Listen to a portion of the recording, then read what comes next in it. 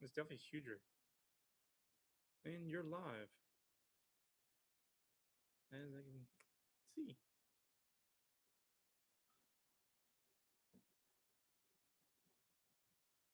I'm ready for this to update. Oh, your phone? Yeah. Do you? There's definitely no lag, kind of like no lag. Oh, no. It's not one. We'll have to figure that out. Pretty much.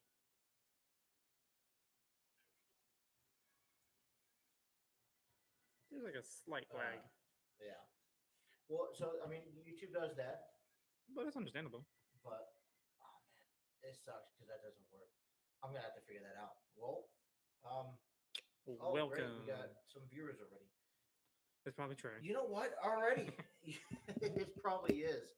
You know what, Justin? We're back here another week. Welcome everyone for another episode of the J&J Talk Show here. I'm Justin. And here's Justin. And hey, we have made it to the end of the week. Yeah. Okay. I mean, we had professional wrestling, Raw, SmackDown, NXT, AEW, Dynamite, Rampage, Ring of Honor, Impact Wrestling. You had NCAA football, NFL starting up, baseball we mentioned earlier, and it's a lot. Don't forget 9/11. Mm-hmm. That was yesterday. That was 24 hours ago, and we're still honoring it today. So we welcome everyone here who's joined in, who's watching us live. We appreciate it. Weather's been nice though, but it's been nothing but a blessed day, to be honest. True. For the most part, you can't complain on this behalf. So we have a good amount of content to go through you.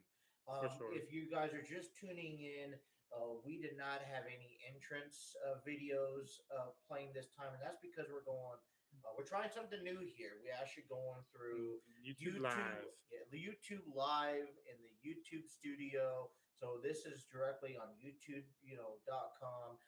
We popped up our channel. We went through their studio. We're going live stream from there.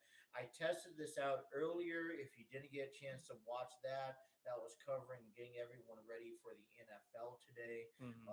So go check that out. But we have been going through other applications, things like StreamYard. We're going to be trying some more other ones like Ecamm, and just find out the ones that fit us. And because what we're doing right now is simple, we are going to just right now use the YouTube studio and then start live streaming so we could actually connect out to you. And a matter of fact, Justin, you read right there. Who sent us? He said, "I'm here." Where are you here? Are you like Michael and Mike Myers? Well, who is that? Our best. That's Trey, our best promoter. Fact, while we're doing this, I'm going to give a shout out. Trey, and how do you pronounce his last name? I can't pronounce it. Is it Grail? He'll probably give a shit about this. I apologize, but listen, Trey's been our hey Trey, our best buddy here. You know what? We need to fix the microphone. Oh my goodness. Did I mention the microphone on my computer? No, it's not through the computer. All right, hold on 1 second. Bear with us. You're making me edit. I don't want to have to edit. No, I don't need that. Good.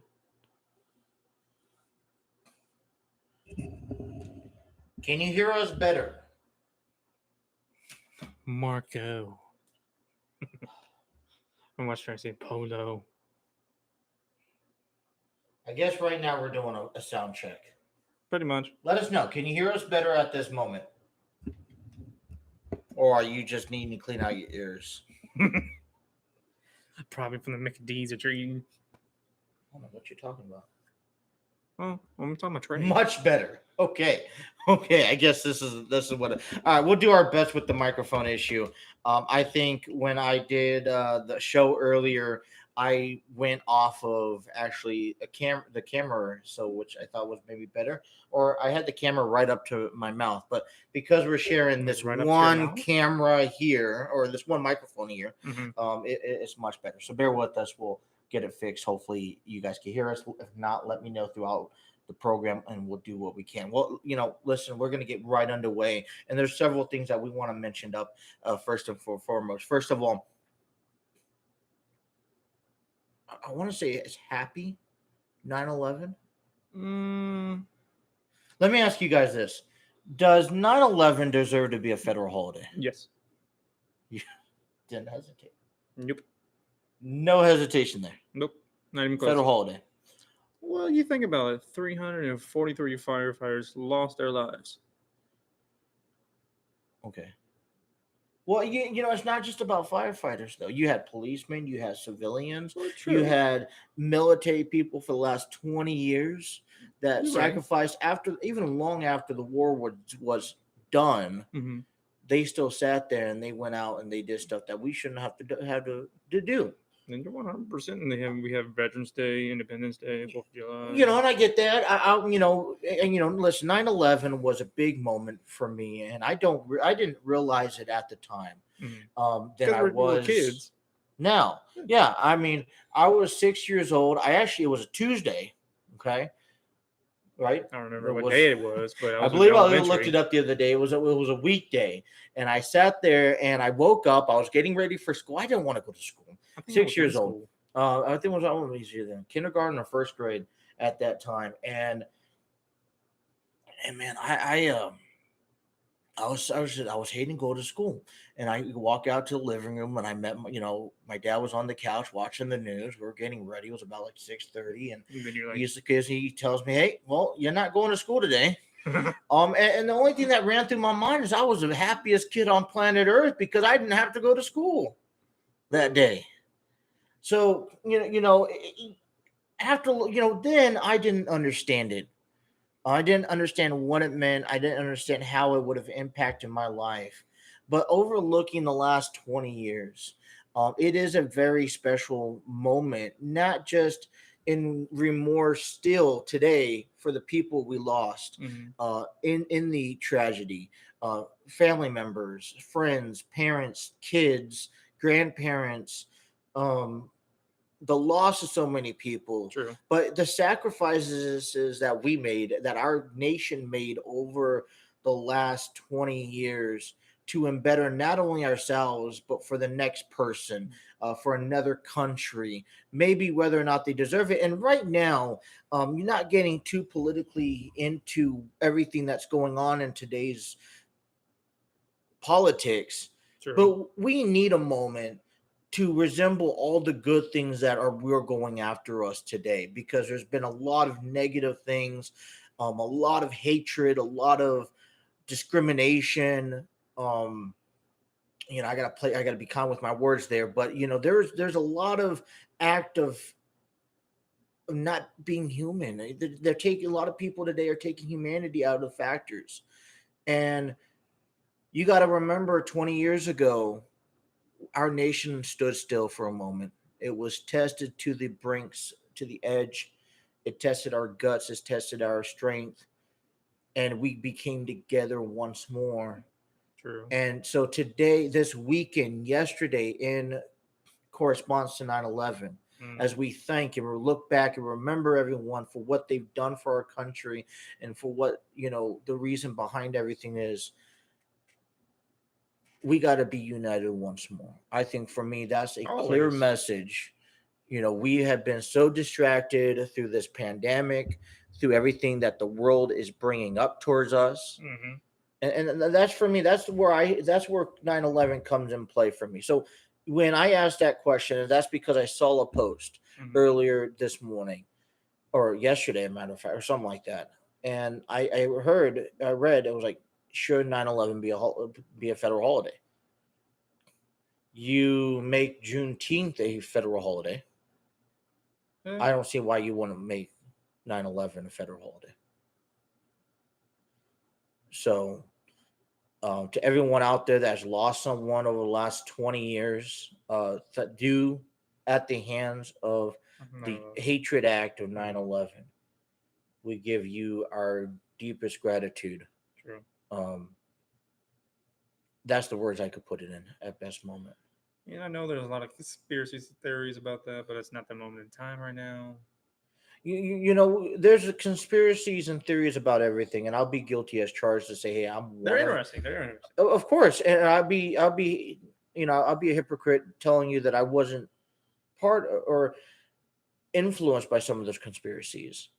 But when you actually look at an event, because what it did happen, it did bring us back together. True.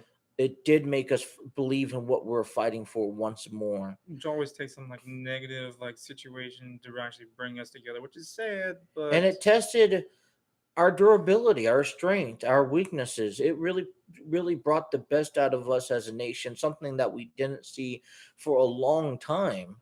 And that's what makes and we're seeing happen again. So 9/11, a special weekend as we wrap up this weekend. A lot of stuff happening this weekend, and rightfully so on a special weekend as 9/11. So listen, I'm against my own word. I came out earlier and I asked people, listen, go out. And I know football's on. I know football's going to overpower everyone, but go out there and, I talked about some baseball earlier today. And I'm like, go out there and watch a baseball game. And I really intrigued into the Yankees and the Mets because, both of them are contending for a postseason spot in their own leagues. They're in New York at the site of 9/11.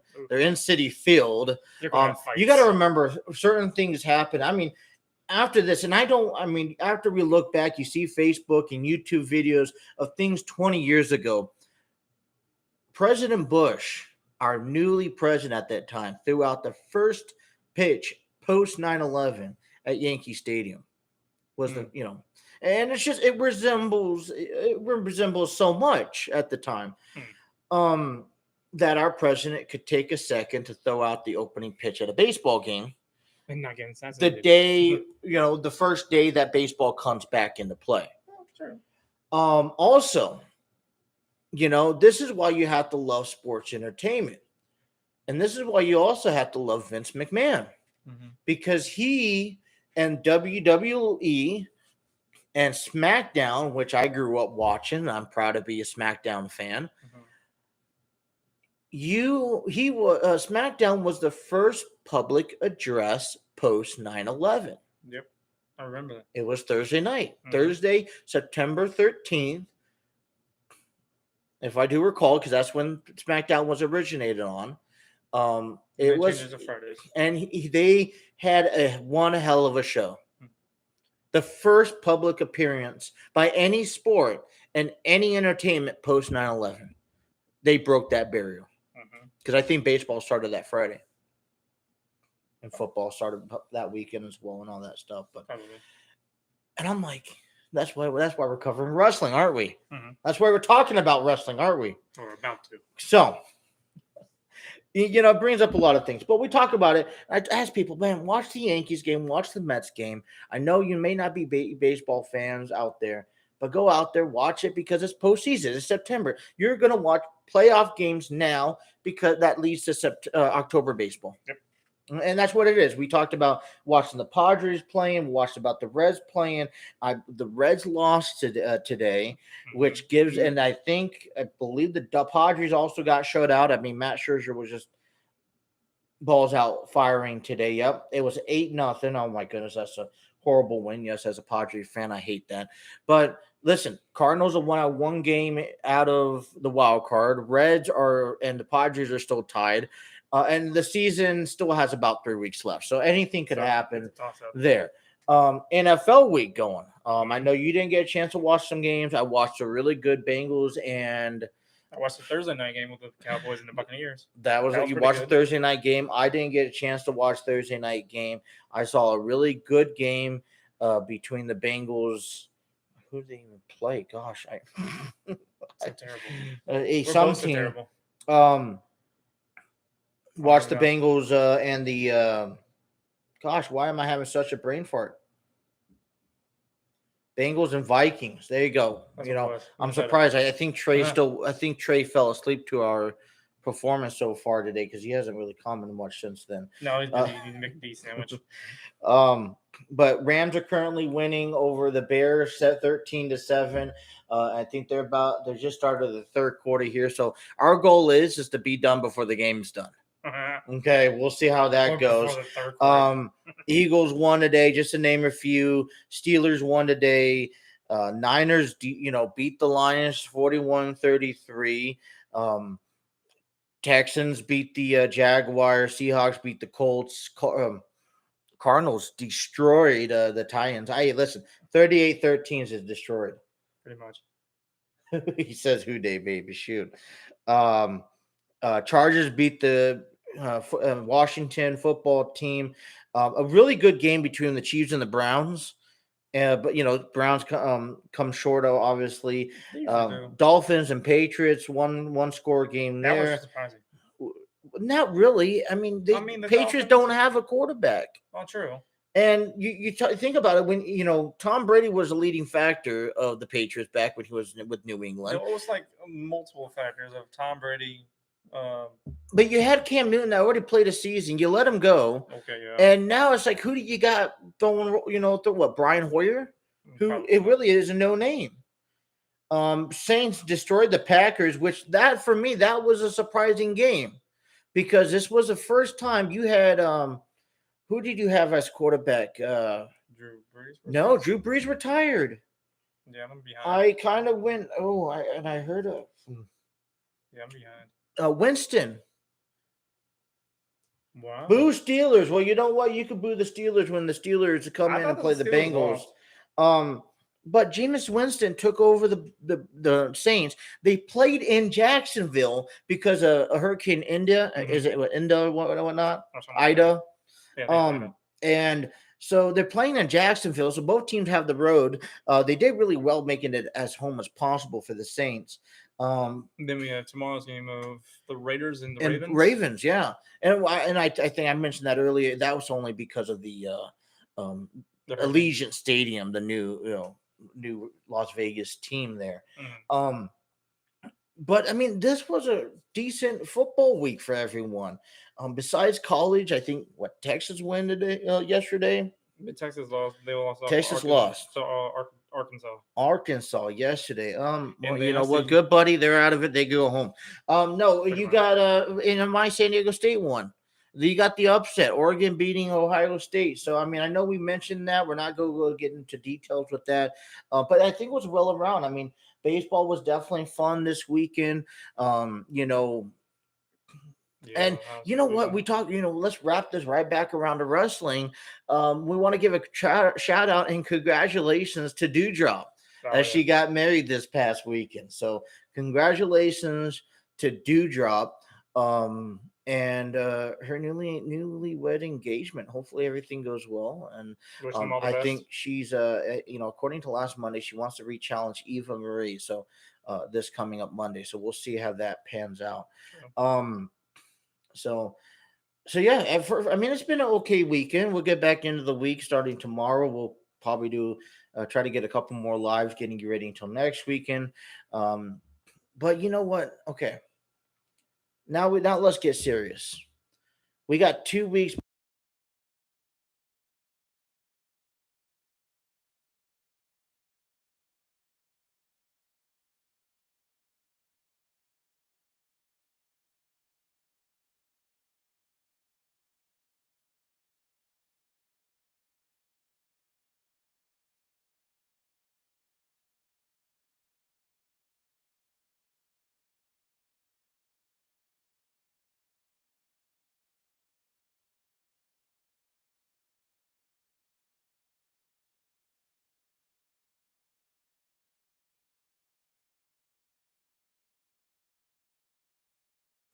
There we go. How about that? Did that work better?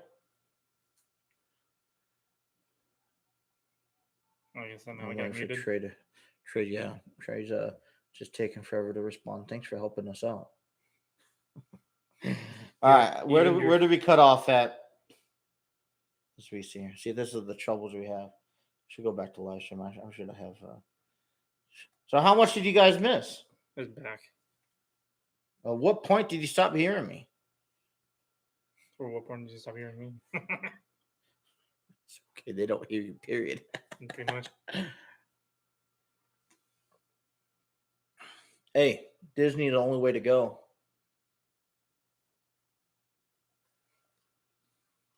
I'm waiting on you, Trey. Where did we cut off at? No, for about 10 seconds. All right. Come on. You know what? We're gonna once again congratulate Dewdrop in her marriage this past weekend.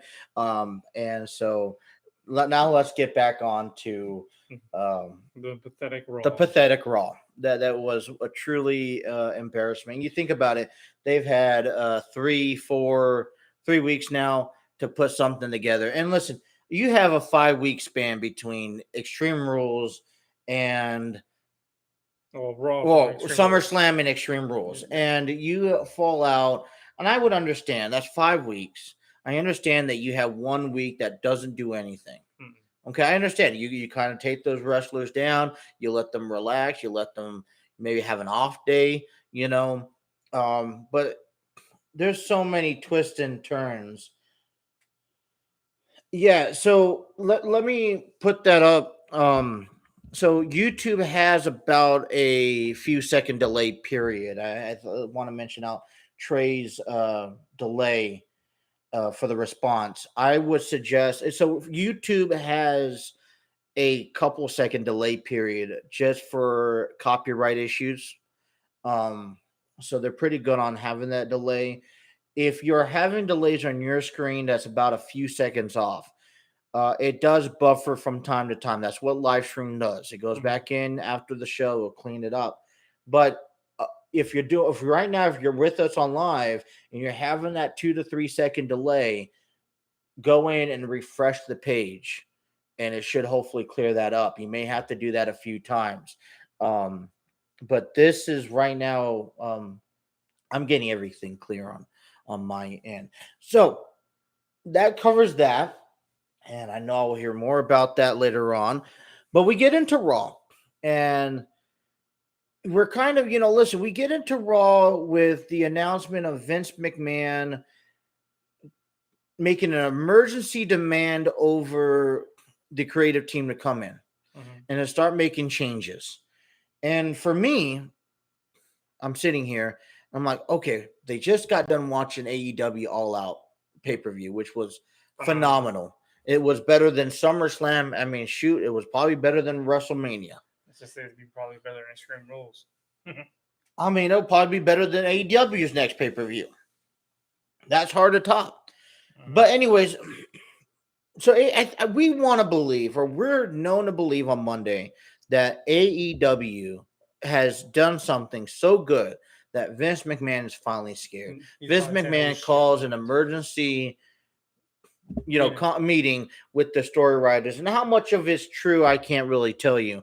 But we thought maybe, okay, we're going to make a new direction. We're going to finally see maybe Sheamus and Bobby Lashley go at it. We're going to finally see stuff happen. And I think we went 10 steps backwards.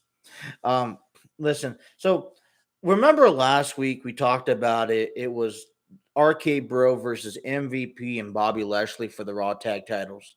That was nothing. It wasn't a bad match. It's just it really led to nothing because they had it there. RK Bro starts off the show.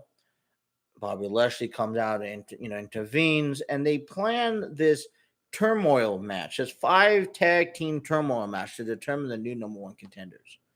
Well, for some reason, Bobby Lashley and MVP inserts themselves in that turmoil match. Now it makes a 6-team turmoil match. Now, I don't have a problem with turmoil matches. But one, doesn't AJ and Omos have a rematch clause? Don't they have rematches clause? They've been doing this ever since. I mean, I don't know. Maybe they've been doing this prior to SummerSlam, but ever since SummerSlam, I've noticed that there's been 3 title belts. You've had Bianca Belair lost her SmackDown Women's Championship. You had Sheamus, who lost his United States Championship.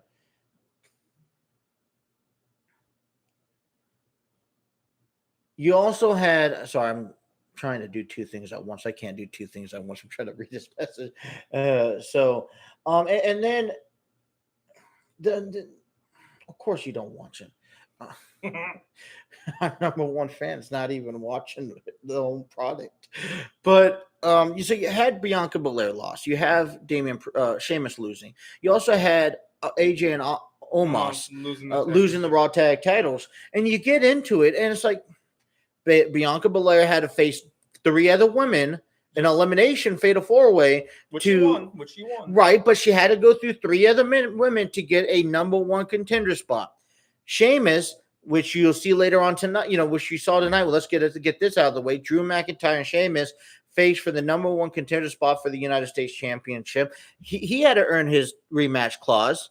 And then we get into AJ and Omos has to now earn their rematch clause. Since when did WWE change the rules of once you lost a title, you have the right to have a rematch clause, right? That, whenever, the next time around. Well, I don't know when they stopped doing that. I was like, but I never saw where WWE stopped doing that. And some of these matches, like, we talked about future storylines. I mean, we already want to see Bianca and Becky go at it. We already want to see, if you weren't going to push Sheamus towards Bobby 2 weeks ago, you should have just not said anything, kept him, and have him had a rematch clause, at Extreme Rules or on Raw. Exactly. So for me, WWE is going against the books, and you start feeling that this has to be because they're starting to become desperate. I feel like a bunch of kids are making the matches than adults. I had a very sophisticated intellectual conversation, debate actually, that one of my buddies set me up with. Unfortunately, I'm going to have to shoot him down on that later. But we had a great conversation. And one thing I noticed is that there's so much knowledge between me and this guy that I talked to that we could probably do 10 times better than what the writers could do on Raw, or SmackDown, or even NXT. So you spend an hour, matter of fact, an hour and a half, because the first hour you have the turmoil match. Xavier Woods, Kofi Kingston take on the Vikings Raiders. They beat them. New Day takes on Jinder Mahal and Veer, and they beat them. Xavier Woods takes on Lindsay Dorado and Grand Metalik and Lucha House Party.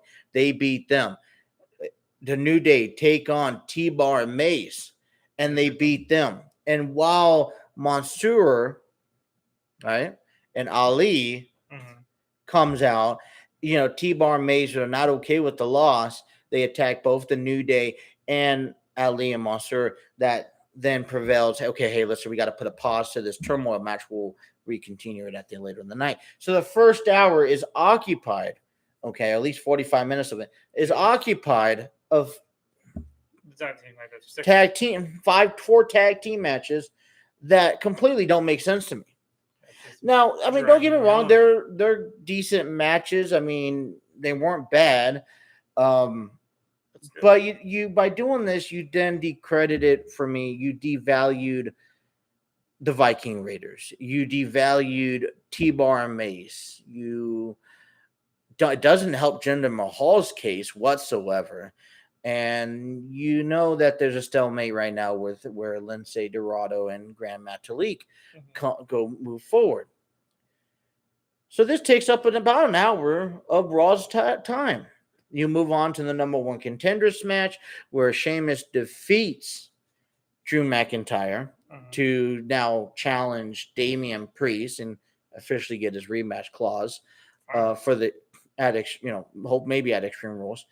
You also then get a championship contenders match. Nikki ASH and Rhea Ripley outbeating Tamina and Natalya.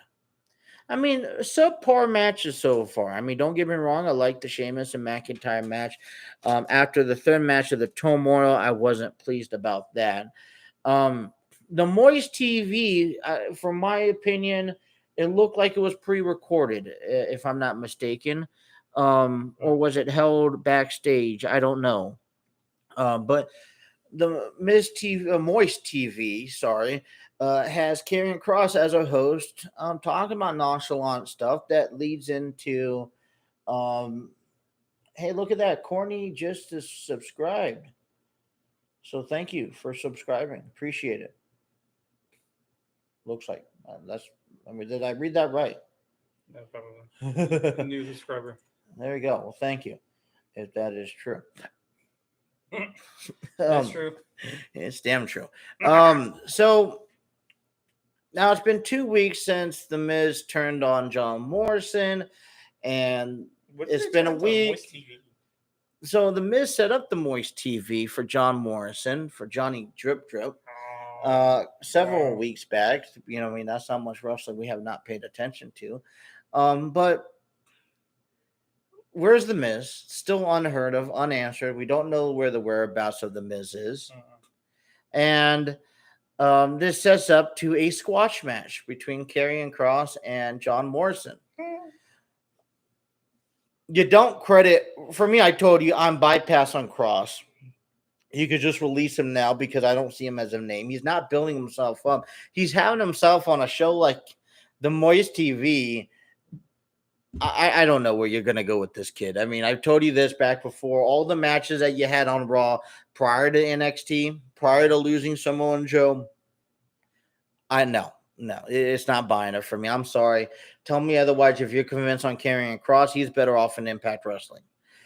John Morrison, like I said, I don't know. I still want to see the Miz's rivalry with John Morrison, but what's going on with the Miz? And you know, like I said, if someone knows about that, please come out, let us know, share with us what the hell is going on with the Miz. Why is he absent?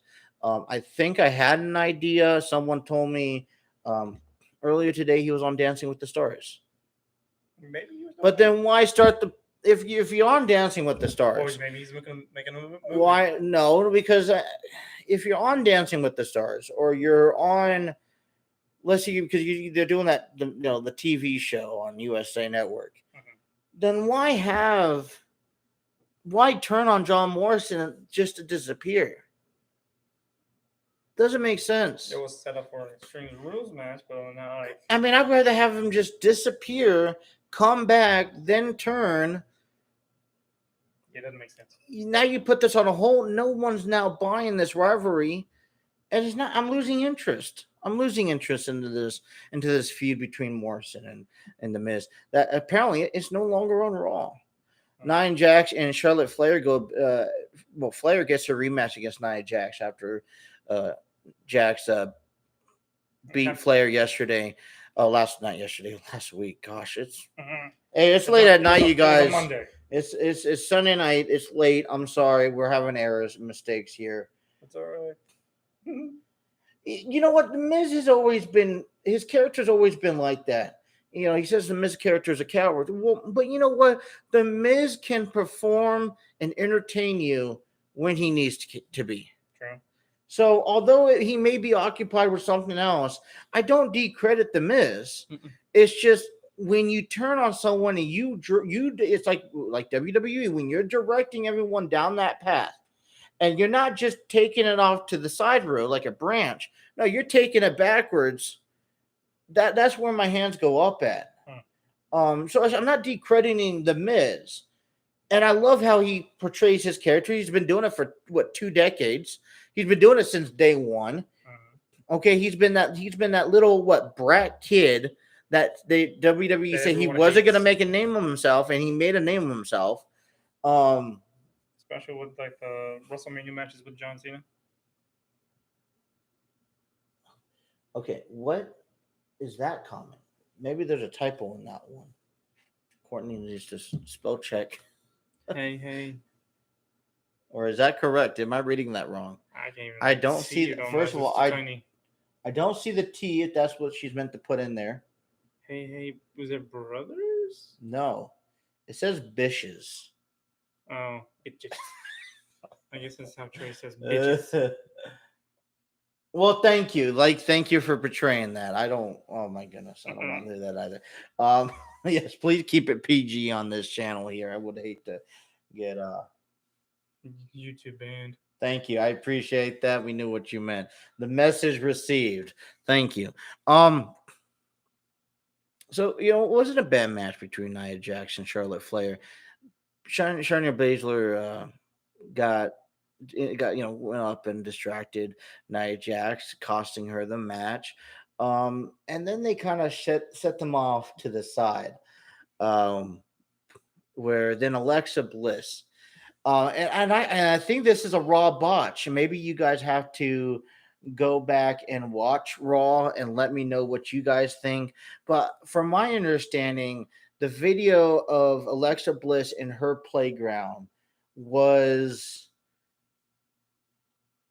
taped, and there was a moment of silence to allow Charlotte to say something.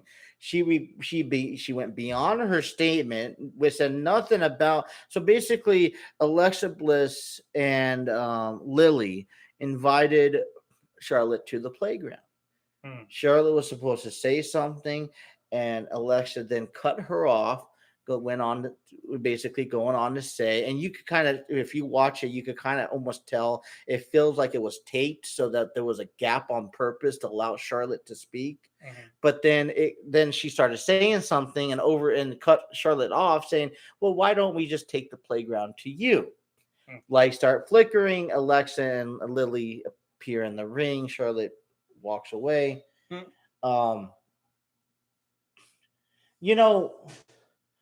I'm not a big fan of Charlotte Flair being the champion, but they're trying to promote her as her father. And that's the only reason why they put the title back on her, because that's what solidifies her name. And she's not in title talks, and she's not relevant in WWE right now. She has no purpose of being in it unless she's a champion.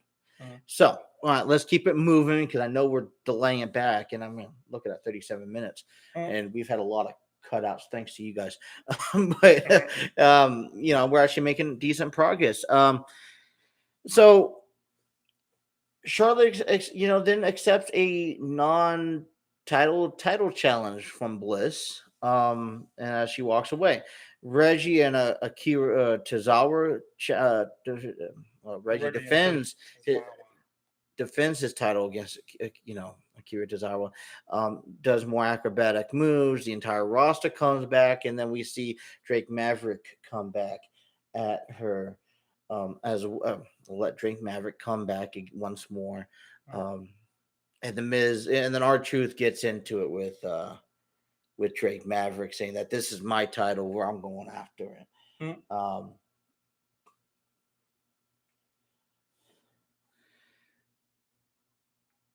And then we get to Doudrop respectfully challenging Eva Marie. She said that the reason why she attacked her from behind was because she didn't want Eva to back out of the match or of a fight.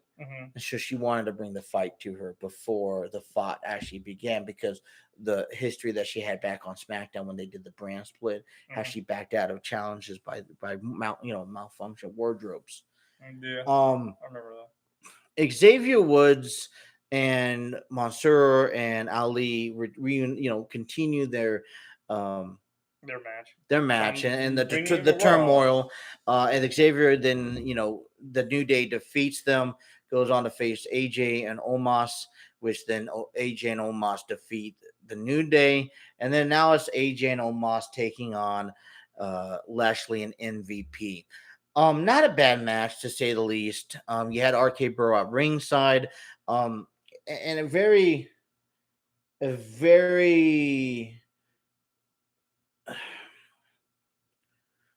what do you want me to say? A very scripted match, because Omos, they get into it outside the ring. Omos and Lashley, finally square off. Two big guys. I've heard this said before. Omos dominates Lashley, a guy who has no reason to be in the ring at all.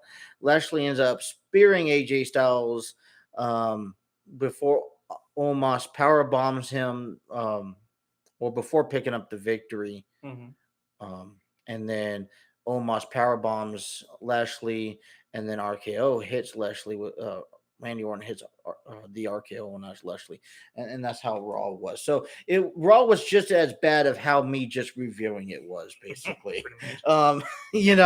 You wasted an hour and a half of this turmoil match that made no sense, because now you have Lashley and the MVP versus the Raw tag titles this coming up Monday, because that's what they're promoting. They're promoting the tag titles, RK Bro versus Lashley and MVP Monday. That's what they had. That's how they ended off on Raw. But yet again, you saw that last week. So really, where are you moving towards? Who's the next contender for Lashley? Is it Orton? And why is it Orton? Where is AJ? All right, listen, sorry, that's one thing. One thing to go on live here. You start reading the comments while you're doing this talk show. Well, that's new too. And I just want to bring it up. Courtney's coming out here and saying, and thank you for talking, responding to everything that we're talking about. She's telling us that Charlotte doesn't need to be champion. Let her be her own person, not follow into the footsteps. And that's correct. Yeah, but you know what? Since day one, though, ever since NXT days, it's been nothing but whatever. Because of Ric Flair, Charlotte Flair is here. And she's taken on, and she's trying to do the rematch. She's trying to do the last name. The last name is important. So as you have to carry on that legacy. And she's working it well. She's not no baby face no more. She's a heel, and she's playing the heel part extremely well. And so that's what is exciting. But the reason why she has the title now is because there's nobody in that roster right now that is really that she can have a feud with outside. Everyone that she could possibly have a feud with outside that title, outside a title picture, is on SmackDown. But yet again, SmackDown has their own issues. True. She likes Doudrop. Hey, listen, I'm coming in favor of Doudrop. The only problem I see with Doudrop here, I do love to see the plus sizes. Courtney said hashtag plus size power, and I like that. That should be a trend that's going on. You could come in all shapes and sizes. It doesn't matter how big you are, how heavy you are, whatever the case may be, as long as you can move in the ring. We see Otis move in the ring. We see the Viking Raiders can move in the ring. I mean, there's a lot of guys present and in the past that can move in the ring, and a lot, and also women too, because I remember Calm. Calm was a really big woman, and she was able. Karma, right? I mean, there's a lot of people that can move in the ring, and the problem I see is there enough fan base behind her once she's done with Nia Jax? Courtney says Nia Jax too. Nia Jax is a big person, and she really can move in the ring. So all these people can move in the ring, and yes, we don't see enough of them, but for me, it's building that credibility, right? Nia Jax quickly built a credibility to me. It wasn't her size, but they also used her size as a threat. Tamina, I think, was also more on the bigger side when she first started out with.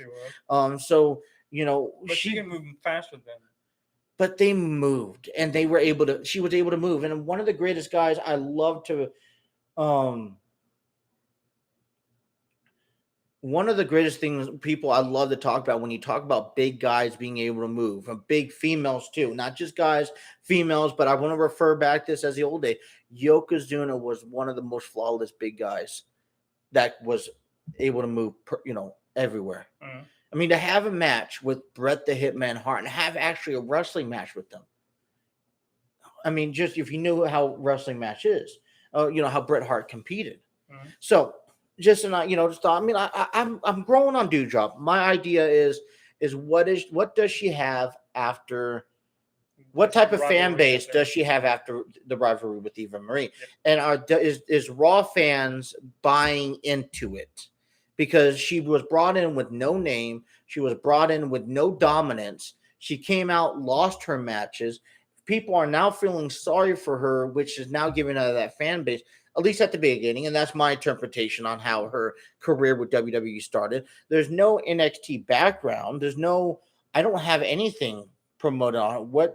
I mean, did she wrestle in an indie circuit? Maybe someone could find that out and let me know. Was she on Impact? So Was it's she on kind of 300? hard to promote her and to get behind her. I could get her behind her on this rivalry, but moving forward is going to be the question. Sure. Just a few more things she says. She wants to know about our favorite Raw male and female guys on the roster today. Today, I'm going. There's so many people I could go through with, but I'm going to go with Alexa Bliss just because her character, and she's really done She's phenomenal at that. really great job with it, and she's not failing. I mean, and that was one of the concerns with Bray Wyatt being released from WWE was if Alexa Bliss could maintain or be allowed to maintain the type of character she was given to her, and she's working with it pretty well, and hopefully it lasts her a long time. I just hopefully they don't, if it does run low, let her go back to Alexa Bliss, but she's been able to be characters through her entire career. And then I got to go on the male side. For me is favorite. Oh gosh. You know what? I'm gonna have to go with Roman Reigns. I mean, he's putting on a heel character that is I haven't seen this type of heel character with Roman Reigns since JBL. Well, I say that. Where you really just don't give a flying rat's butt. You just hate him so much. But the thing is, you hate him so much now you love him. Exactly. And it's not no John Cena hate. I hate him like JBL. I hated JBL, and you hated JBL in wrestling. If you did not hate JBL for being a heel character, for all the time he went against. I mean, he went against guys and really aggravated guys like Eddie Guerrero, Chris Benoit, Rey Mysterio, The Undertaker. True. Then went over and did it to Edge and John Cena in the Big Show on Raw. He's a really legit big heel character, at least in my opinion. But you learn to appreciate him. Do you have anyone else? Well, my favorite on will be on SmackDown is Bianca Belair because I watched her on NXT a lot. She's grown on me so much. I mean, I used to love Becky Lynch. I'm not a big fan of hers anymore. No, not now. Took a drastic turn. I think mainly because she got together with Seth Rollins. Probably. Do you like Seth Rollins though? Yeah, he's all right. Okay, is he your male? The Messiah part lost me. But my favorite male would be more Damian Priest. That Messiah, Damian Priest has really grown. What about Matt Riddle? I know Matt Riddle doesn't give. Yeah, he don't get enough credit, but he's a really great athlete. JBL stands for just a big loser. Hey, you know what though? But he wore those pants with pride. Rides in a limo. And wears the flag. Pretty much. Listen, he's the one who invented the overseas, the tribute to the troops. That I wish they would actually go back to different countries and do. And actually, do the wrestling. Actually in the community to the troops. Remember that? And competed every year. Yeah, absolutely. Just a few more here before we get on to NXT. You know what? I mean, that may be a possibility. So he says here that tag team match may not be happening because of Randy and Bobby tomorrow night. But we'll see. Listen, WWE changes all the time here. They can make their minds up. But no, I mean, we I love JBL. I don't love him with APA. I loved him when I didn't appreciate him. I loved him so much because I hated him. And now, like I said, then he became a commentator, and then he played his role so well. And that's one thing that was hard to find. I mean, Booker T did it too when he won the King of the Ring, and he got Charmel into it. That's when he was King Booker, general manager of. Well, then he became King Booker, and then that was so. It's like abuse of power, but still. I appreciate the broadcast is going great coming up from Trey.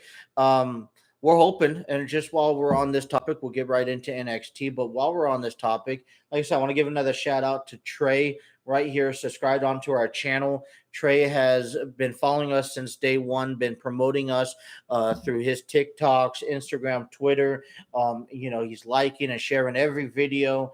And you know, he's really supportive of what we're doing, and we're hoping, and we're teaming up with Trey. We're going to try to expand ourselves with different areas of field. You know, as we progress and grow. So Trey, thank you so much for everything that you're doing. If everything works well, we're hoping to get Trey on live next week on a YouTube live talk show. We'll have to figure some things out, but we're crossing our fingers. But Trey, thank you. We'll get you on soon.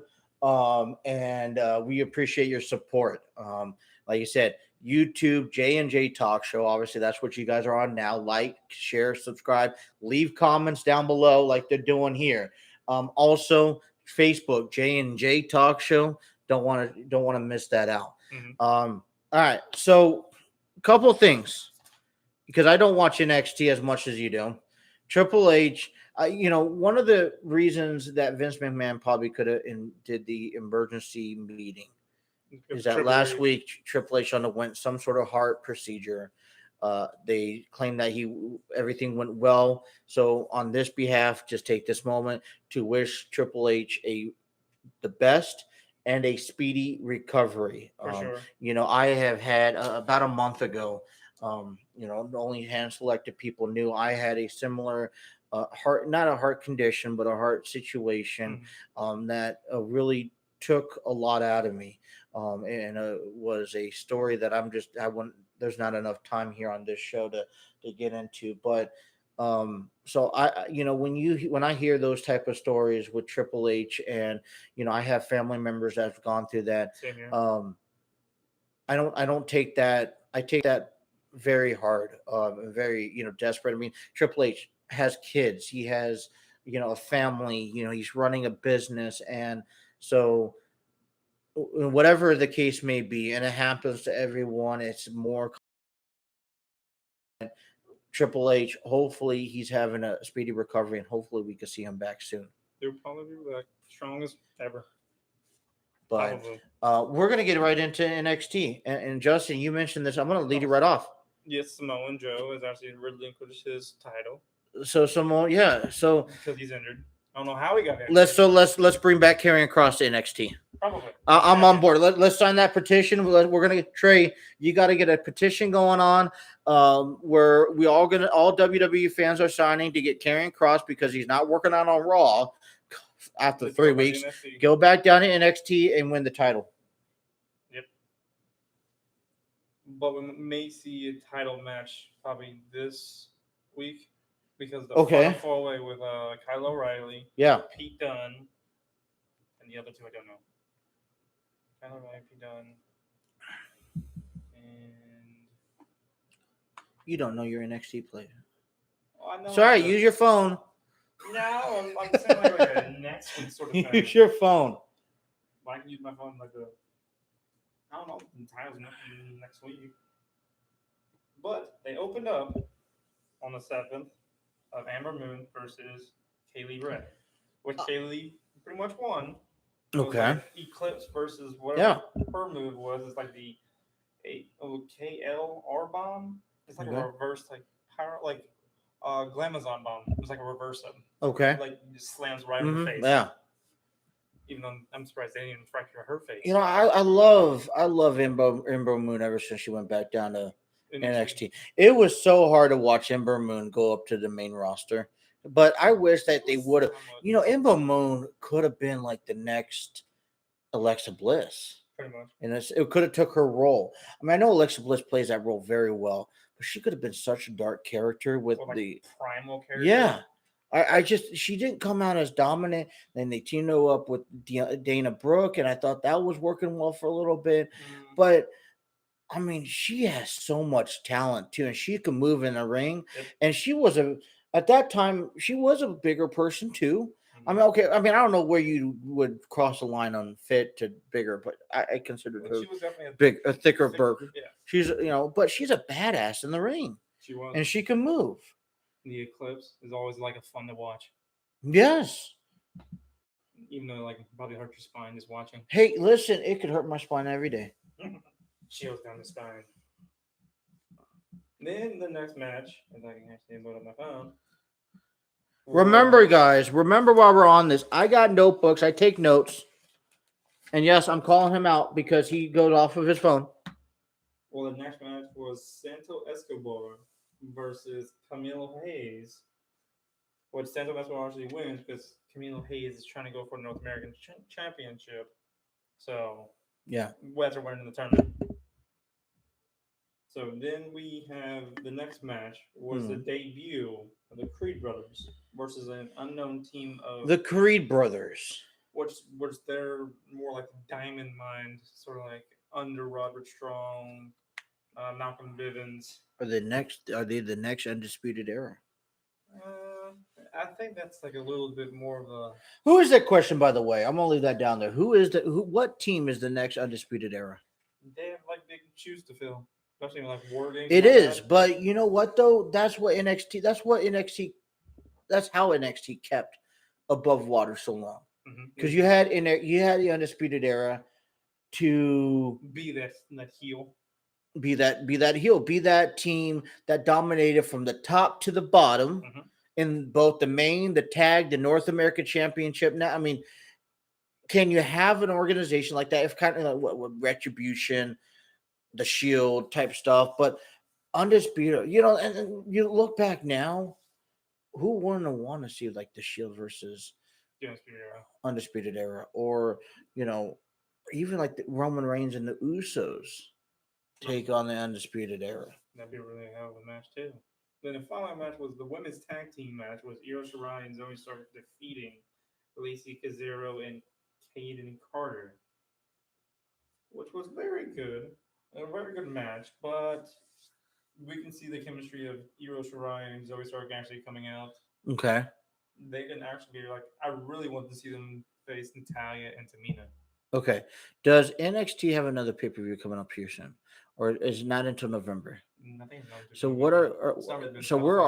what title matches are we creeping up here over the next 2 to 3 weeks that we could see happening that will possibly?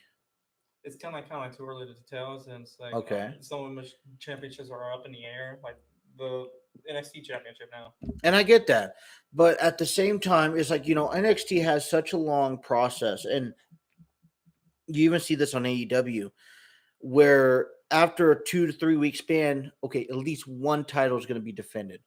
Well, they do that every maybe like. But we're 3 weeks after their NXT takeover. True.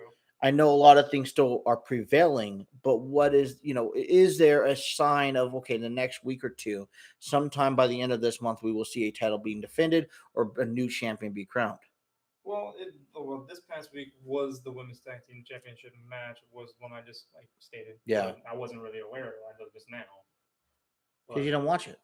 Well, I did watch it, but I wasn't really. We're bad at our jobs, honestly. We have no response to be on the talk show here. But listen, we're winging it pretty well, damn good. Then I guess this pretty much is just as a week of debuts. Yeah. Then we have a debut of Mia Ying versus Virginia Ferry, which is just pretty much just a local competitor. Right. And she pretty much is dominated with like a tiger claw to the throat. Okay. But I was excited to see her debut. She finally got off that seat. Hey, when the crown is comfortable, you don't get off. Exactly.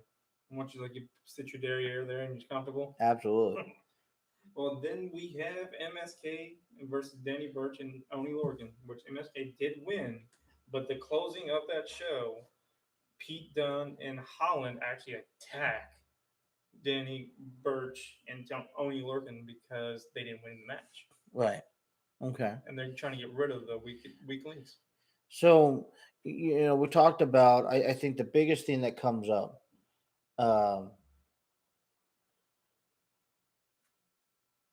the best thing that came up for me, you had some new debuts, and that happens. I want to see the new debuts in NXT. Obviously, that's what the developmental stages are.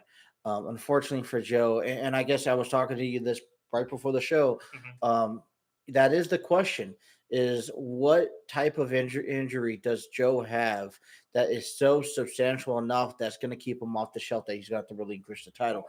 I say an undisclosed injury, which they stated in the article. You don't have a time frame. Do they have a time frame? Nope. Because They say if that's timeframe, too. if it's something that has been okay, well, you have a torn ligament, you go into surgery the next day, okay, you could be gone. Because the thing is, NXT moves at such a different pace than WWE. You could get away with not having the NXT championship being defended until November if that means another 2 months goes out without his appearance. Sure. But when you really don't have a time frame on Samoa Joe, the fact that he's relinquishing only means, I mean, and they really built him up so big on having him defeat Karrion Kross. defeat, right, and he made such an effort. Now he's back on the shelf. So one, you do have to now look at yourself. Okay, so he made all this effort. He got all ready to face and had a great match with Karrion Kross just to relinquish the title. And now you're moving forward. It's like, okay, if and when he comes back, okay, you got to remember if he can back, right? The big if. At what level is he was? That was the same question I had with CM Punk when he came back after 7 years at All Out. Same question I had with Christian Cage. Is that these guys are now, they're not your 28, 29, 30, 35-year-old young prime wrestlers anymore. These guys are in your late 30s, early 40s. The prime's pretty much done. They only have their name to hold off of. And if it wasn't, so you're more fragile in the ring. For sure. And that's just the name of the game. And I get that. The body does take a toll on you, but at the same time, you got to know he comes back, and now is like, okay, when he comes back again, can he perform at the same level? We've already mentioned this back on week 1. He had a little, I felt like it was very choreographed with the match with Karrion Kross so that he could win. And that was for the protection of him. Now, he hasn't been in the ring since then. At least to our knowledge, he has not been in the ring. So something happened either during workouts or during the match that's been undisclosed. So, but the fact that it's big enough to have to relinquish that title, that for me, that's concerning, because you take Samoa Joe, you lost not one, but now 2 great athletes for that program. Samoa Joe being out of an injury. And don't get me wrong, Karrion Kross worked well in NXT. So Karrion Kross taking him out of NXT now is now hurting your business. Now, on top of that, you got Adam Cole that's in AEW now. So you lost 3 guys in the last month. They're not doing so well. So, and then now supposedly Triple H is going to be taking over the next couple of weeks. God, Bruce Pritchard, please come through. Hey, Bruce, why don't you paint your face red and go back to Brother Love? That's good. I would love to see that. I think that would sell seats.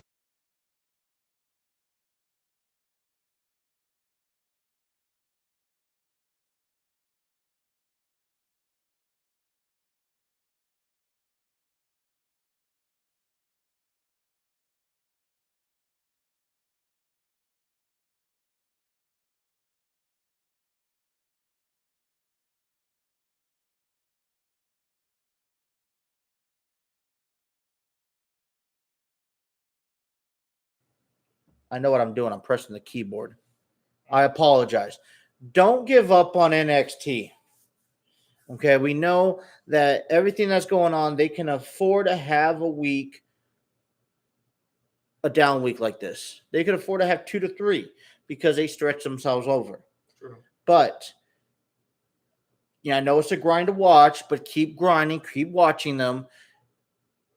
And I say by the end of October, if we still see nothing, then that's when to be concerned about. I'd rather watch NXT than Raw.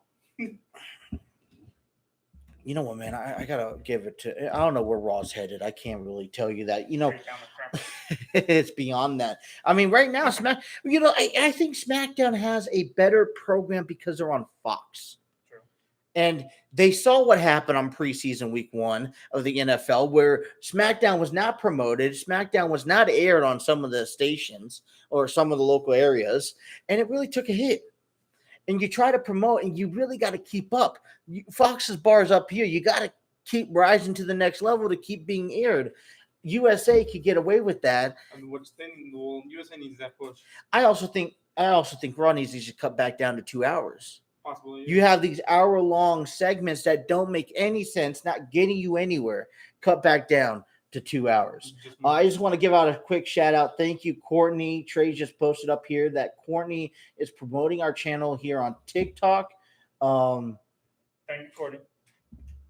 We're not famous on Facebook or anything like that, but she, we want to promote independent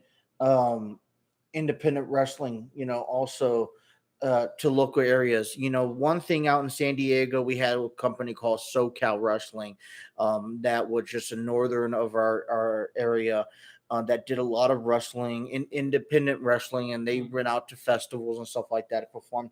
I believe something locally is the Bone Crusher Academy, which is professional wrestling also. I'm not too sure. So if you guys have local areas, I know if they're still doing live performances out here throughout the fall time, we'll catch them out over the weekend. I mean, I don't have a problem going to them. I don't have a problem supporting the local community. And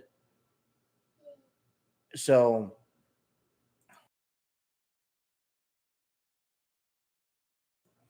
but we like to we like to support anything and everything that's going on. He also went ahead and mentioned that Grimm follows YouTube. He says Grimm is a fellow on YouTube, is a fellow YouTuber. He likes the Trey's treat promoting your channel. I think if that's the same Grimm I know about, who does the backyard wrestling, and he's become a big sensation on YouTube. They'll probably let me know here. But I like that, and I gotta appreciate them. Thank them, just to get the name out there. True. Okay, I mean, this is nonchalant. We don't have the highest equipment. We mentioned this over and over again. We're just we're both fathers that just want to talk and have a hobby. One late night on Sundays. Grimm's Toy Show. Okay. Yepers Grimm's Toy Shows. Grimm is a great. I don't know. Have you followed? Do you know who Grimm is? Grimm is a guy on YouTube that I've also followed briefly here. Just I don't even know if I could pull him up. I mostly just follow like the Xavier's YouTube channel and stuff like that, like video game channels. Mm-hmm. Oh man, but he does a lot of wrestling videos. He does backyard wrestling. They really have something. They heat up. They really get going. Such a great guy. To watch a lot of his contents. GTS Wrestling. I'll check that out. But anyways, yeah, local communities. We want to. We'll start following. I have no problem. Listen, Raw and SmackDown hasn't been the greatest. Like I said, we got propped open of talking about Ring of Honor, AEW.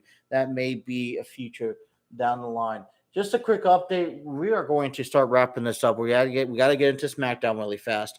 But we're actually pushing time because we want to beat the Rams in the Bears game. It's 27-14 in the fourth quarter with about a half of the fourth quarter left to play. At this moment, though, we do want to make a nice shout out. We sat there. We want to give a quick shout out to a couple of our supporters, a couple of things that we've been going on that I just posted over the weekend. If you get the chance, head over to our Facebook page, the J&J Talk Show on Facebook, and you gotta follow the page. Once you follow the page, go to the page, scroll down, see our content, see what we're posting about. We got NFL picks each and every week. What I have to bring to you and who's winning right now. I don't know where we're at. We'll have to check that up later on tonight. I think we're fairly similar games. But if you want to join part of it, every Monday or Tuesday, I'm posting up the week of NFL, where you guys, if you guys want to, come on in, name the picks of the winners of each and every team. Give that into a comment. It's kind of friendly competition, and we will see who has the better record at the end of the season. We would also like to. We have also set up a few fundraisers. So, in correspondence to the unfortunate tragedy of Daphne Ungers, aka aka real name, Shannon Sproul, who passed away back at the beginning of the month. September is actually Suicide Prevention Awareness Month. And so if you go to our page, you scroll down, it's a little ways down, but you could find a fundraiser that supports and prevent to support to prevent suicidal incidents. There's also a hotline that you guys could call. It is a serious issue, and especially it's been addressed since the passing of Shannon Sproul, aka Daphne Unger, a former WCW and Impact wrestler. Great lady, from what I could hear all the stories about her, and it's unfortunate that we lose another great athlete. And it brings, it doesn't matter who you are, it doesn't matter how well you're known in professional in any sport, your name is valued. It brings me back to I was playing high school football. My first year in football, as actually a matter of fact, my friends got me into it. We went to high school, went to camp and all that stuff. And I didn't get a chance to know everyone, but there was a morally so popular guy on the team. And similar tragedy happened to him right before the season started. And I didn't know the kid as much as I wish I should have known him. He was a good kid from what I witnessed him on practices and all that stuff, but it was definitely a tough time throughout that time of knowing that someone had thoughts or did something at that level to want to commit suicide. And it just slips right back because the one day at practice he's happy, and then over the weekend he's gone. So September is Suicidal Prevention Awareness Month. While we're talking about fundraisers, so if you know a person, you have the hotline. You also have fundraisers and want people to donate. We also in supportive of of 9/11 is the Wounded Warrior Foundation. For 9/11, I just posted that one here over the weekend. It's a fundraiser. A lot of people's already donated. So I suggest if you have a few bucks to share, please go out there and support and donate. I do want to also advertise that coming up in the month of October, we're going to donate to Susan G. Komen, a proud sponsor of the WWE, for Breast Cancer Awareness Month next month. So if you Cure for Connors, I believe Cure for Connors goes on quite often. I want to have to look that one up. If I can find it, I will go ahead and post that one. That one for me is every month. Cure for Connor is a great foundation as well. Sure. Susan G. Komen is going to go up in October. And in the month of November and December, we're also going to post up something for Make-A-Wish, I believe.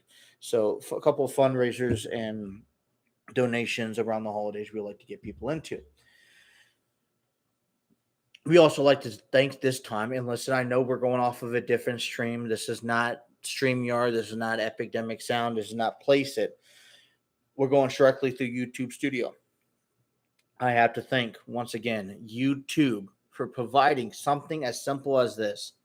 A YouTube studio. We're already an hour into 13 minutes into this live stream, and we've had some great comebacks, some comments, some great feedback, some great viewers. One thing they forget to do is to press that like button, and they forget to share it as well. Right. So, listen, but we're trying this out. Like I said, over the next several weeks, several months, we are going to be trying out different things. So thank you to YouTube, who gives us this simple platform to go live and to give out our content at any means necessary. Which I think the best episode of the week is a SmackDown in WWE, at least. We have, welcome back, Pat McAfee. I know a couple weeks ago he was out because of COVID. He's finally back, returns for commentator. So welcome back. Hopefully everything is going great with him. He looks amazing. They make a couple interesting segments here. I wasn't pleased about how the turnout of WWE SmackDown went. It was at Madison Square Garden, and thank you for that first and probably only like that we're going to get on this stream here. But listen, they're at Madison Square Garden, and it's such a historic place for a wrestler Mhm. to face in, and it's like the holy grail. You know what, Trey? That Special Olympic fundraiser, send me the link and I'll give that a post. I will try to find it here right after this show here, but let me get to SmackDown. If you don't mind, I got to keep this going. We don't have all night. But you know what? Madison Square Garden, such a great. Didn't Great. Andre the Giant and Hulk Hogan wrestle there? And that's where they slammed.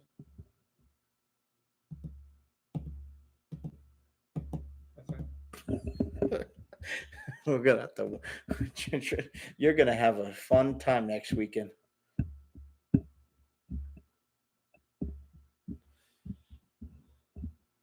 Trey, please correct him. Did Hulk Hogan slam Andre the Giant at Madison Square Garden?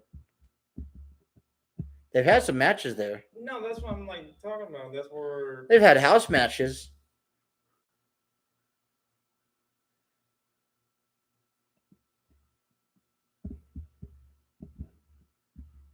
They've had WrestleManias there. What was it? Talking about WrestleMania. You know what? I'm going to buy you this one. It's 10 11 o'clock at Madison Square Garden. So he's on it. We're going to get confirmation. Trey, you look that up and you let us know. Madison Square Garden was the place that Andre the Giant got slammed by Hulk Hogan. The first ever slam. Which is a matter of fact, because Hulk Hogan was not the first person to ever slam Andre the Giant. Hulk Hogan was not the first person to ever slam Andre the Giant. The first person that I watched. Well, I mean, okay, you weren't even born. I watched it. You did not watch it. You're I wasn't there, like 2 years old. I wasn't there, but I watched it when I was maybe 12. Yeah, that was in the early 2000s. Yeah. You're not that old. Come on, help me out here. Make me feel young. Thank you. You're welcome. Okay, so listen, we'll get right into it. Roman Reigns, Brock Lesnar returns. Roman Reigns. So Roman Reigns, the Tribal Chief, the Usos, Paul Heyman, and I love. It feels like Paul Heyman has shit his pants each time you see him. Even his music, and the fact that he could be so vulnerable and even bring tears and cry, and I'm like, he's such a great actor, man. I love it so much. But Paul Heyman's out there, and he's trying to acknowledge the Chief. Brock Lesnar comes out and tells Paul Heyman, "Hey, didn't you tell Roman Reigns that I was going to be at SummerSlam?" Kind of throwing Paul under the bus there. I love that little controversy. This leads to Roman and the Usos leaving the ring.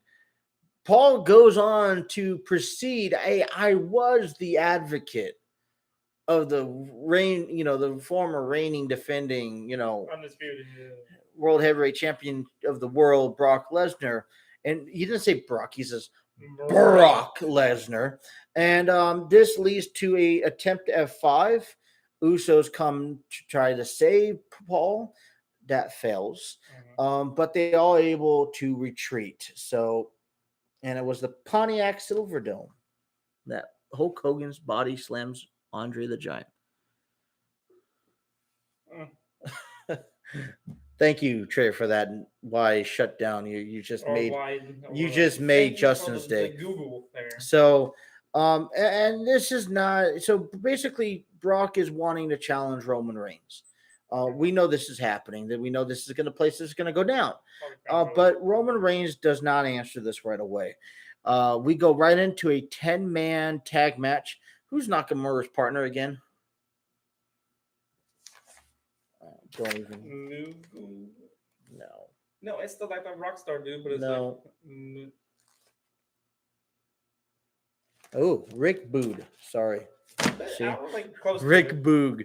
It's a 10-man tag match, and this is because we're at the Madison Square Garden. We know that pandemic starts to rise, so really WWE doesn't know the future of crowds the rest of the year. They're trying to get all these big names into these small venues. So you have Nakamura, Big E, Dominic and Rey Mysterio and Rick Boog taking on Apollo Crews, Robert Roode, Dolph Ziggler, Sami Zayn, and that was the 5-man. And yes, he is the fact checker. Trey is our official fact checker, if I can say that correct. For everything. So we have a question, we will let you know. So Otis, Apollo Crews, Robert Roode, Dolph Ziggler, and Sami Zayn face on against Shinsuke Nakamura, Big E, Dominic, Rey Mysterio, and Rick Boog. And for the most part, it was what a 10-man tag match goes for. If you saw those 8-man matches with John Cena, Shawn Michaels, Triple H, where everyone comes in and does a move, and bada bing, bada boom, you're out. Before the match starts, Sami Zayn, and I don't know what the hell they're trying to promote here. You want fans to be excited. Sami Zayn, who he brings in? He invites Trae Young. Yeah. Atlanta Hawk. Remember, Atlanta knocked out the Knicks in the playoffs, and he got booed out of the arena. As a matter of fact, at one point of the match, it was so bad that the Otis, Apollo Crews, Chad Gable was all protecting Trae Young from getting thrown stuff at and attacked by fans. Really? Trae Young out of everyone. Gosh, man, I'd rather have the Miz bring back. Just bring back Logan Paul. But so the match goes on. Young tries to interfere on Rey Mysterio, holding him down. But you know what? Rey Mysterio comes back and hits the 619 with Dominic, a double 619 on Sami Zayn. Leads the Big E to his finish, and which ends up letting them win the match. So, it worked well, but I think that's what, usually typically happens at that time. Bianca Belair, Becky Lynch contract signing, which I still don't agree upon. I don't know why the hell they do that. Why was she wearing a big ass coat? And then she's coming in a big fleece coat that's shit. The animal is still alive. She's wearing an animal that's still alive. No, she's wearing a coat that you don't even see her. Like, I can't even see Becky Lynch. With the red hair, with the glasses that cover half of her face, and then this coat that covers the rest of her face. This character does not make sense. This new Becky Lynch is not making sense. And I know she's a heel. It's going to be hard to portray her as a heel because she leaves on a babyface note. Everybody desperately wants her back because the WWE is headed down hard in a bad place. But you got to bring her back as a heel. And that's fine. But you're doing it all the wrong ways, and you're taking a lot out of her. But this signing is nonchalant. You don't need this signing. Looks like you didn't need the match 2 weeks ago, and now you have 2 weeks and nothing left. Pretty much. We're talking about this contract signing, talking about things happened a couple weeks ago. I saw yesterday on 9/11, Zelina Vega made an appearance to read off names who passed away in the 9/11 incident. She did that, and I saw a post, and I read it temporarily, so don't quote me, but I saw the reason why she took part of that is because her father was one of the members who passed away in 9/11. So, just this is what a small world is with Zelina Vega in that sense. Anyways, we're getting back right on to SmackDown here. I thought this was a main event match, and I don't know why they took main event out of it. It should have still been a main event match. Edge and Seth Rollins. Now, listen, I love this match. I love these two fighting. I think the rival is great to go on for a little longer. I think if we wanted to keep on progressing, you have to move up the antes a little bit. Extreme Rules in 2 weeks. More likely that's going to happen. Extreme Rules in 2 weeks. You don't have an Extreme Rules match yet. Seth Rollins versus Edge, who was a he had specialties with tables, ladders, and chairs. Oh my. I know this is a sneak preview of TLC in a couple months, hopefully, as long as they keep going up with that. But, what a great match. And, we see the rated R Superstar Edge. SummerSlam, we saw the Brood Edge. WWE SmackDown, we saw the rated R Superstar Edge. So my question for you, and Seth Rollins hits the curb stomp, wins the match. It was a clean curb stomp. It was as clean as possible. So my question is that does Edge have these characters that he needs to bring back in order to stay in the game? Yep. And is the rated R Superstar Edge done, but the Brood is not? And we know that Seth Rollins is encouraging the Brood. So it's fun. This is what's intriguing about it. I'm actually enjoying it so much. So this is what I'm talking about. You have a main event bar. This is a main event bar. Then you got Roman Reigns and the SmackDown title. Main event bars. You could have two of them. And you're seeing it right now. They could alternate back every other week who's main eventing. Right? Or, because we saw Roman Reigns kick off the show. Exactly. But that's what you got. That's what we need. That's why SmackDown is better than Raw right now. That's why SmackDown is getting the likes and getting the followers, because you have these main events. Status. Okay? Just imagine if you have Roman Reigns and Brock Lesnar here, you have Edge and Seth Rollins here, and you have the WWE Championship right there in the middle. Those are three main events. And that way you don't have to say, okay, I'm relying on you to come out week in and week out to maintain these shows, because I got Edge and Seth Rollins I can fill in next week for you. Mm-hmm.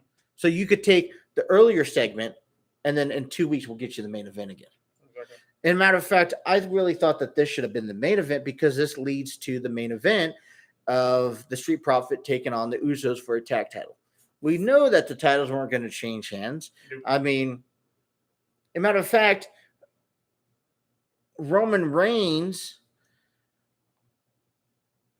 interferes in the match because the Street Profits got too close of winning the title.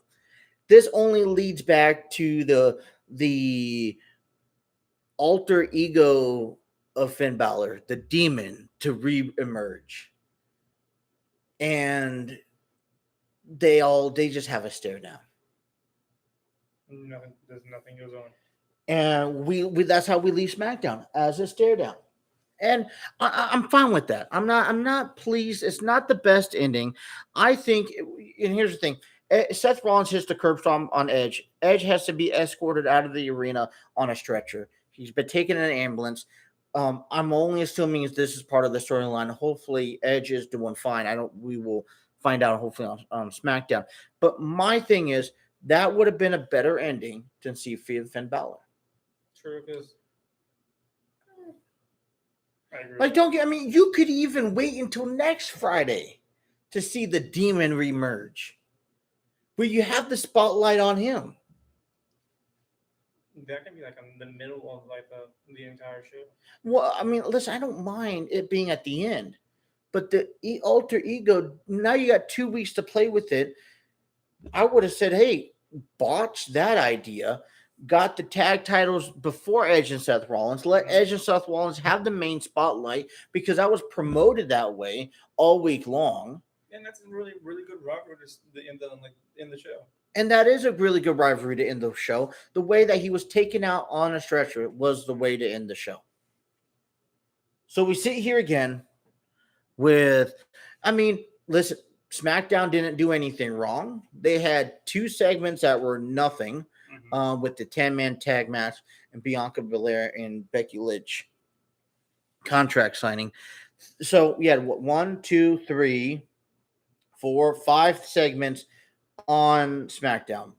Yeah. 3 of them prevailed because 2 of them were within the same athletes as were.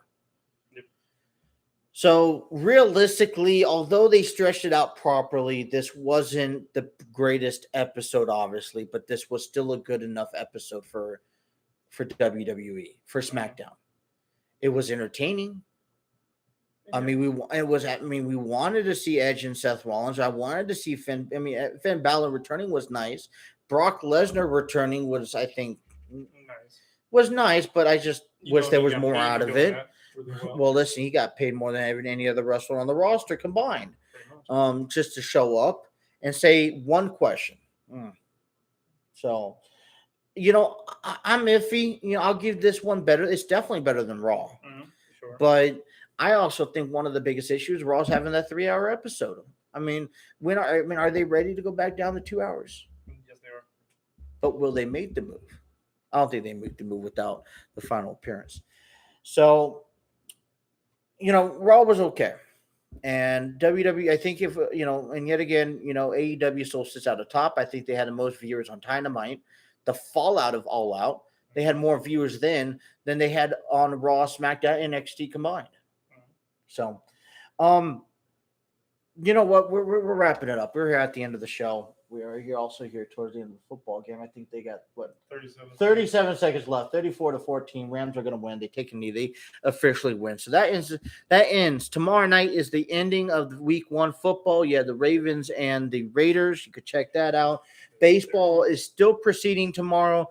I don't got any games for you right now, but please, as we get into postseason action, 3 weeks away, MLB is going through. We hope that Triple H is having a speedy recovery. We hope everything's okay with Samoa and Joe, and we could get better ideas. Raw is tomorrow. Like I said, I'm still seeing the Raw tag titles being defended on Raw, but we will see. I mean, they change 20 every day of the week. With that being said, we want to thank everyone. We went live. I think it was a success. I mean, I know I was touching the keyboard for the mic issue. That's what we had, and I apologize for that. But YouTube Live, thank you for the studio. Thank you for the content. We will come back again next week. We're hopefully to have a new guest on, maybe. Thank you, Troy. Thank you exactly for being up there. You're giving us a lot of great comments there. Thank you. And please leave us another comment. Like that like button, subscribe, share, and comment. I mean, please listen. Me and you liking it don't count. I know we try to support it the best we can, but listen, this is going to go on Facebook. I'm going to pop this up over on YouTube, on Facebook after we're done here. YouTube right now. And once again, thank you. And I'll be back later on this week sometime to give you more sports updates and whatnot. So on behalf of the J&J Talk Show, I'm Justin. Thank you for tuning in with us. Until next time, we'll see you guys later.